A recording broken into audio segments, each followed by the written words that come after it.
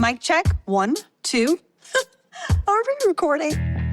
Hi, I'm Michelle Bernstein, an award-winning chef, restaurateur, and mom. I have a lot on my plate, including my psoriatic arthritis symptoms. That's why I was prescribed Cosentyx.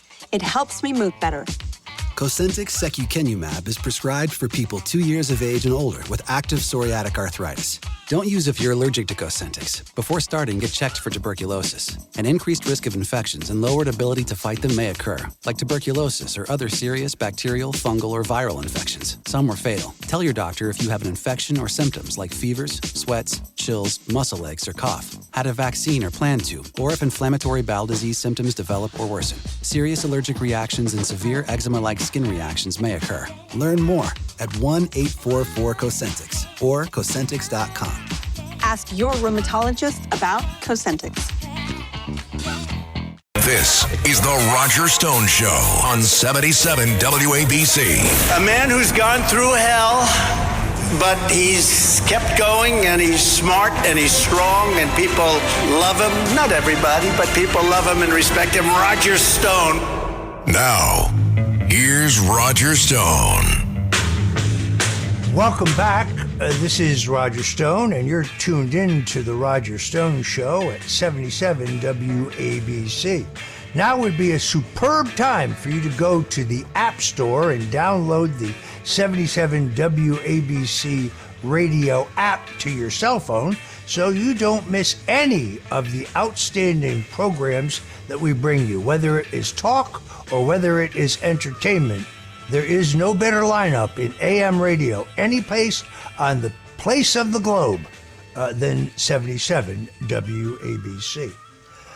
If you are among those whose AT&T cell service went out several days ago, and like me, you still don't know why, well, perhaps we can get an opinion on that. Joining me now, Colonel John Mills, a national security professional. He is the former director of cybersecurity, security policy strategy and international affairs at the U.S. Department of Defense, and he is currently a senior fellow at the Center for Security Policy.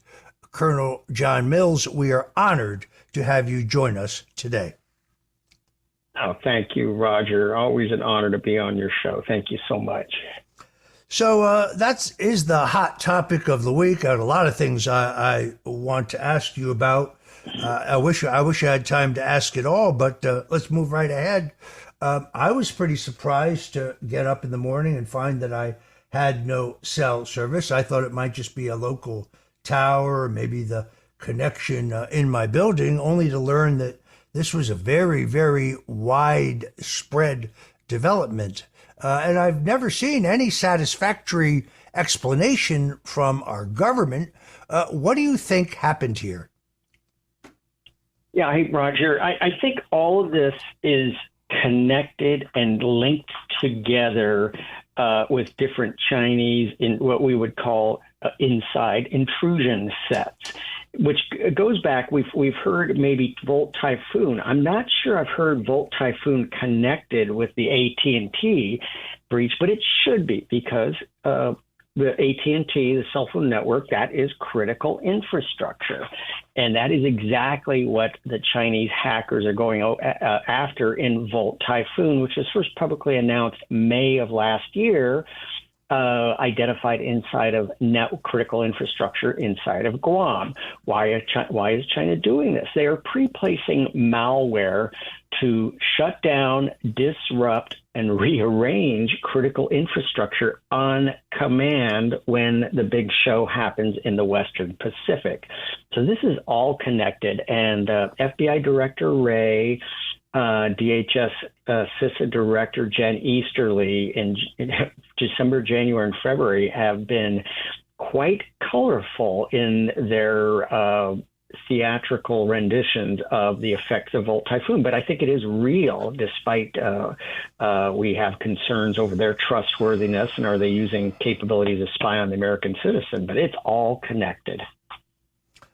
The Chinese continue to make provocative noises regarding Taiwan. The idea that the Chinese would seek to invade or take control of Taiwan under a President Donald Trump, I believe, is unthinkable, largely because Trump always understood the value of unpredictability as a foreign policy asset.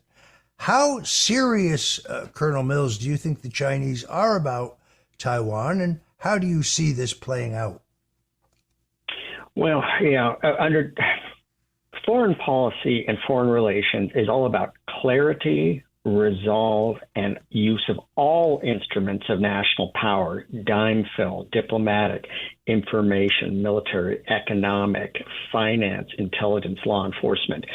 The blue team seems to only understand the M instrument of national power. However, it's the all-important economics finance. And Donald J. Trump and Peter Navarro know this so well, and they knew how to shut down the Chinese and Russian adventurism.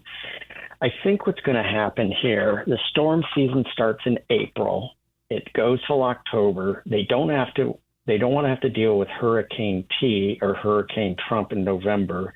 I think they are going to go after Kinmen, which is the forward island of Taiwan. We need to treat that as the West Berlin of this Cold War, hopefully not becoming a hot war, but very likely to become a hot war. Treat Kinmen, that forward island that's literally 4,000 feet away from mainland China.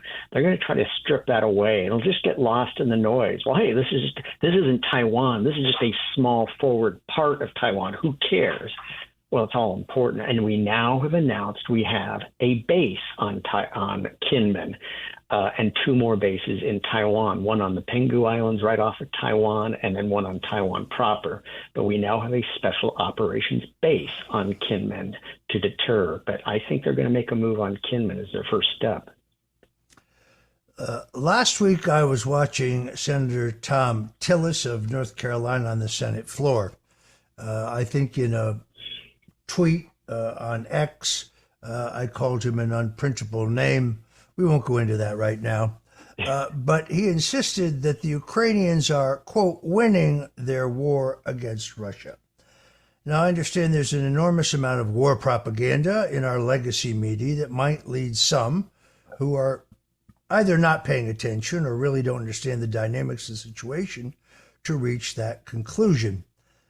My friend General Michael Flynn, also Colonel Douglas Macgregor, who I have huge respect for, as well as having read some of the things you have written, don't seem to agree with that. Colonel Mills, tell us what you think the current state of play is between Ukraine and Russia. Thank you, Roger. I am strictly agnostic and nonpartisan in this. My policy has always been consistent: give Ukraine enough resources for a fair fight. That point was reached over a year ago. We need an inspector general, a dedicated inspector general to root out fraud, waste, and corruption. We need to secure our southern border, free the J6ers, and rebuild our armaments for everybody, including ourselves, Israel, and Taiwan. What's going on in Ukraine is, I would say, on the ground, a stalemate. In the air, Ukraine has been extremely effective at shutting down the Russian Air Force, and just shot down another one of their very expensive, and they only have like about 5 of these left, but they just shot down another one because they just shot one down a few weeks ago. Their big airborne warning and control. It's a big radar airplane. It was deep inside of Russia. They were able to shoot it down. I think they used a drone with an air-to-air missile, that has implications for China and Taiwan. We flood, in case of conflict, we flood the airspace in China with drones with missiles. It'll be a very bad day. But in the air, Ukraine has been quite effective at shutting down the Air Force. In the ocean, again, Ukraine has been quite effective at obliterating the Russian Navy. But on the ground, it's a stalemate. What do you think of the proposal to send another 95 million, I believe it is, to Ukraine, given the somewhere between 250 and 280 billion we have already sent them? 95 million. I think there's a B in there. Pardon me, I misspoke. I apologize. 95 billion. My apologies. Okay. No problem. Hey, my policy is very clear on this. A dedicated inspector general. It can't be the Department of Defense inspector general. Inspector generals are badged and armed. They are law enforcement officers. So dedicated inspector general to oversee and root out fraud, waste, and abuse. They were very effective in Iraq and Afghanistan, rooting out fraud, waste, and abuse. Must secure our own southern border, must free the J6ers, must ensure that Israel and Taiwan and our own military gets everything they need, which means spinning up our industrial base, which the Biden team has failed to do despite over 2 years of working this issue. Then we can talk about more aid for Ukraine. That's a very broad proposal. Makes a lot of sense to me. Colonel Mills, what do you think the state of readiness of our current military? Has our military indeed been decimated by woke culture? I mean, in my view, during the Obama years, many in the top and middle levels of our military who were not globalists, some who were just honest, non-political, by-the-book soldiers, others of whom may have had a harder view towards the threats posed to us to this country by both China or Russia, were retired from the system. Clearly, we are having a recruitment problem in our military. Of that, there can be no doubt. So what is the state of readiness of our current military? I think it is a disgrace and a shambles, and we have a general officer corps, and which includes generals and admirals, and senior career executives that need to be replaced en masse upon a new administration. This wokeness issue, the Secretary of the Army, Christine Wormuth, at first ignored it, then made fun of it. Now she's angry about it. Look, we're down almost, the Army's supposed to be 495,000. We can't even hit 435,000. That's a 60K delta in recruiting and retention. That's pretty significant, okay? This is ridiculous. I mean, it's not been like this since the early 70s and the start of the all-volunteer force. It is dangerous. This wokeism is serious. It's toxic. It's a cancer. And we have to have honest discussions about this. But just my metric and gauge of LinkedIn, there's been several active duty, but also retired generals and admirals that have been mouthing off on this topic and, clutching pearls about a return of Trump. And one admiral who I happen to know, I wrote respectfully back to him and said, he was a great vigilante pilot.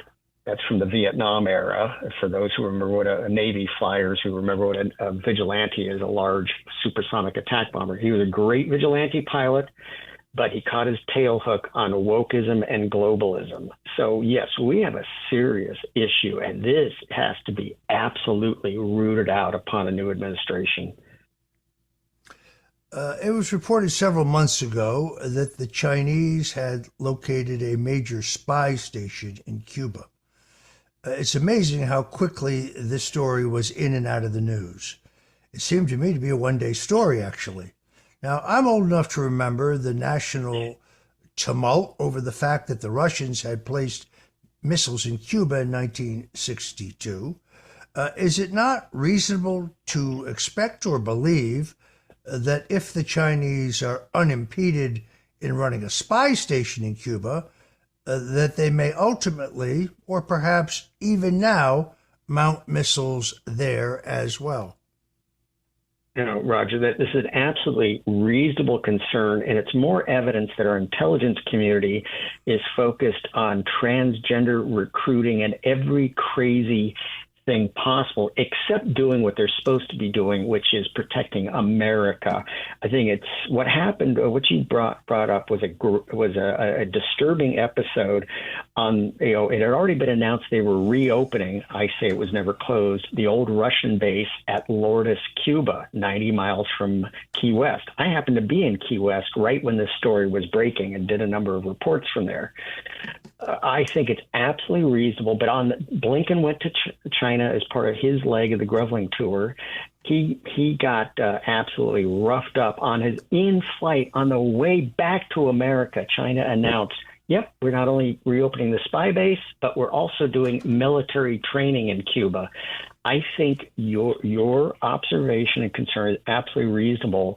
If they say spy base and military training, they very likely are going to put up an air defense umbrella. And in the modern time, these air defense missiles can be used defensively and offensively. These are the S-300, S-400 long-range missiles. They can hit an airliner over or coming in or departing Orlando halfway up the Florida Peninsula.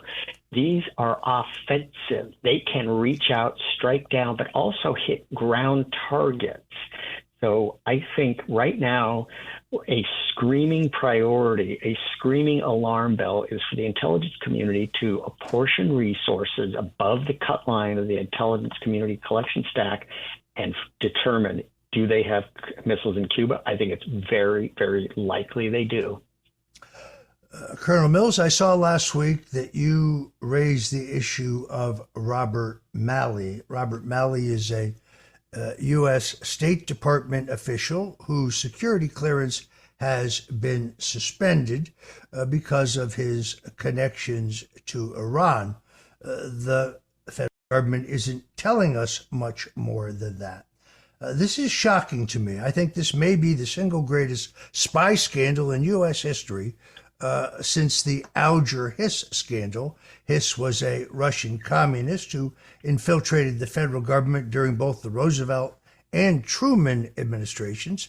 By the way, when the Soviet Union ultimately fell and KGB records became available, we learned for a certainty that young Congressman Richard M. Nixon was absolutely right and that Alger Hiss was indeed a Soviet spy.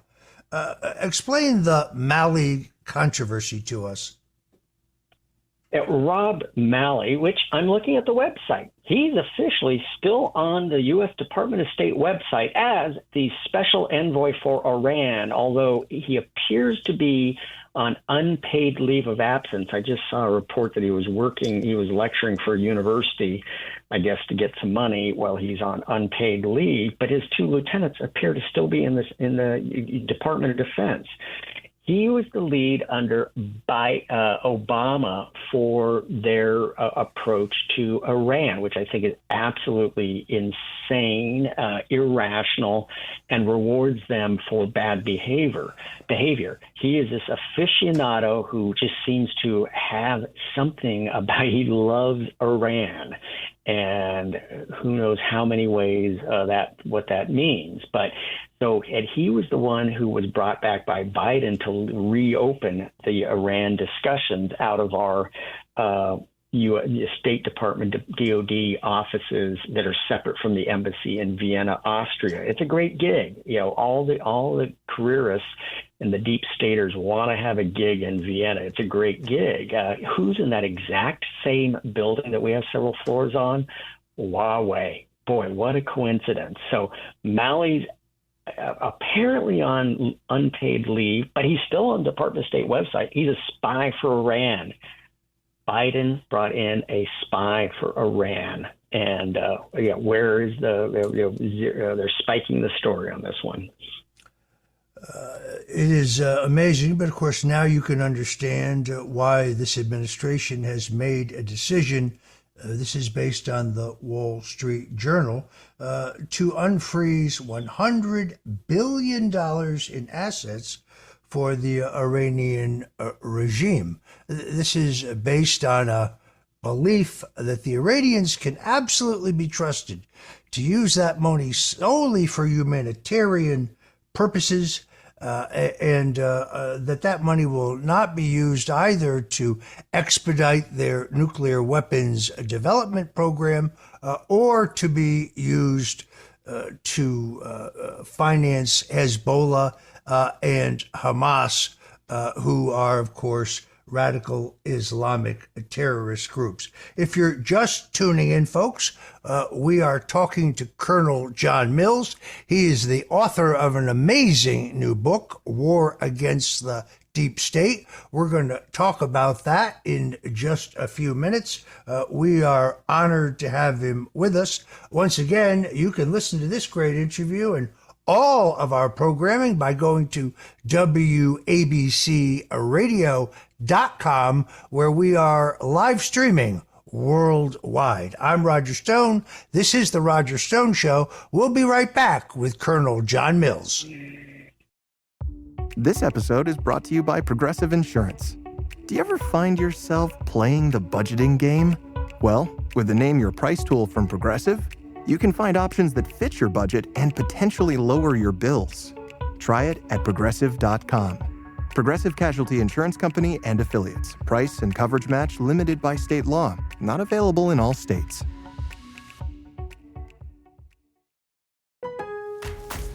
Kick off summer with Memorial Day savings at Lowe's. Right now, get 5 Scott's Naturescapes 1.5 cubic foot mulch bags for just $10. Plus, get up to 40% off select major appliances and save an extra $50 on every $500 you spend on select major appliances $396 or more.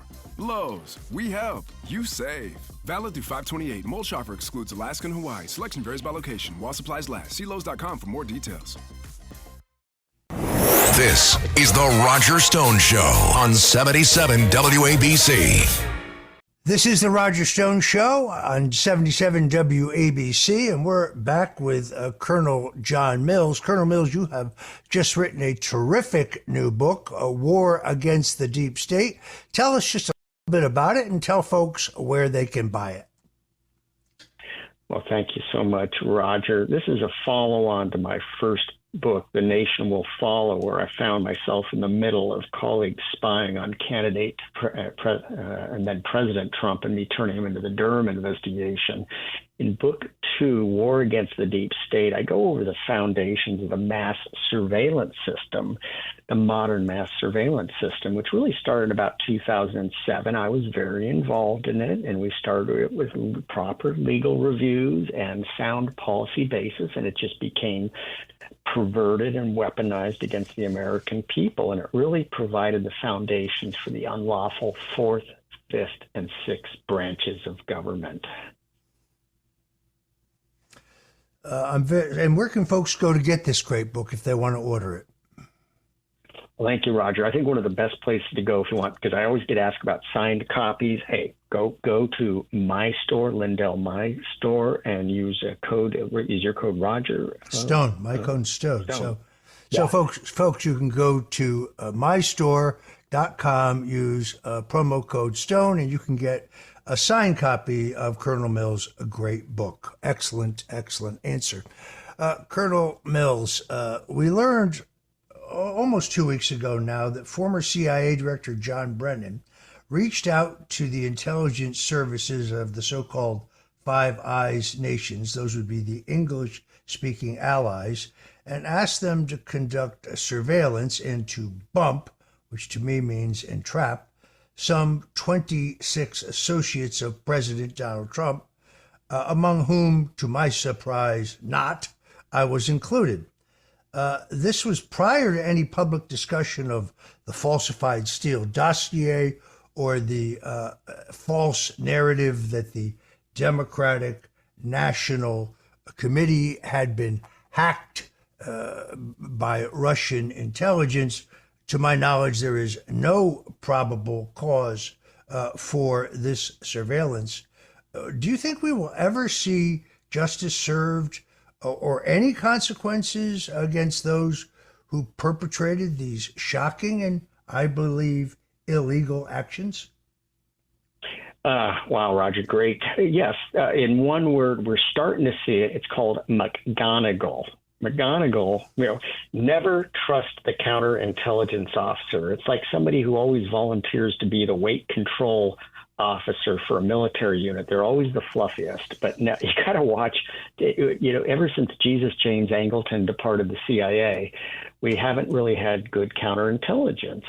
All right. Unfortunately, we are out of time. I have 10 more questions that I'm dying to ask. So, Colonel Mills, in the very near future, we're going to have you back here on the Roger Stone Show on 77 WABC Radio. In the meantime, folks, Colonel Mills' new book, The War Against the Deep State, by Colonel John Mills, with a foreword by my good friend Ed Martin. You can find it at mystore.com, but you can also find it at Amazon, Barnes & Noble. Now, those copies won't be signed, but get this book, folks. I have ordered it. Mine has just arrived. I've thumbed through it. It looks terrific. I really strongly urge you to get it. Thank you, Colonel John Mills, cybersecurity expert extraordinaire, for joining us today on The Roger Stone Show.